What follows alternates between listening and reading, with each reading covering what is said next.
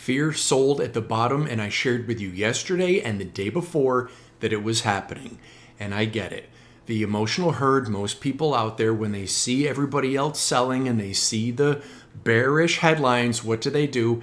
They sell out. And I shared with you that in the short term, I was seeing those underlying emotions coming down to moderate fear. Well, what do I say every time? That it eventually snaps back. And it has. I understand when I was part of the herd and I saw everybody else selling and all of the headlines were negative, I would sell too. But here's what I found.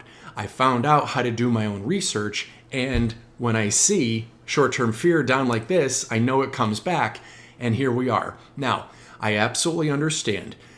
The stock market tomorrow could absolutely hinge on Nvidia earnings today after the bell. It could also be hinging on whether we get a deal with Iran or if we go to war again with Iran. There are certainly things up in the air, but otherwise things are looking really good. What do you think? Please let me know in the comments, like this video, and follow for more. Specifically on the S&P 500, I think we have to break above and close above that prior intraday high of 75,017 to have the next all clear signal that the stock market heads higher. If you would like me to invest your portfolio for you through times like this, comment manage.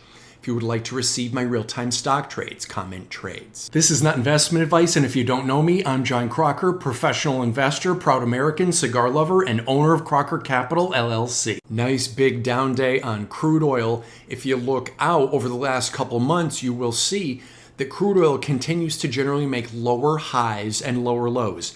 Now again, if we get a deal with Iran and in the next few days, oil will crash. If we start shooting at them again, oil will run up. I don't know which one will happen, so beware. But again, I think in the next 6 months, a short crude oil trade is the trade to make. Over the last 2 days, the emotional herd is all worried. They are selling their bond funds, right? Jacking those yields up.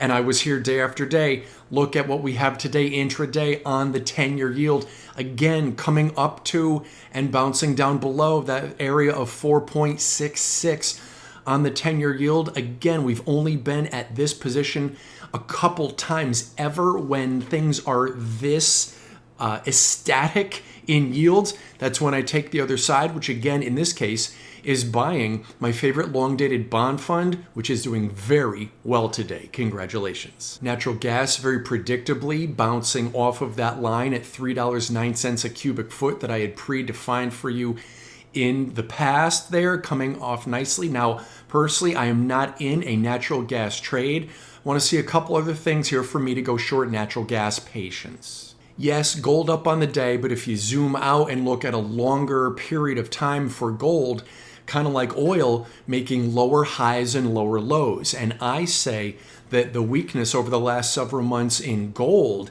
is indicative of the pending bear market here again, which I think could start in the next 4 months. Right now in the immediate to short term, I think we're in a blow off top of the market. Anyway, back to gold here.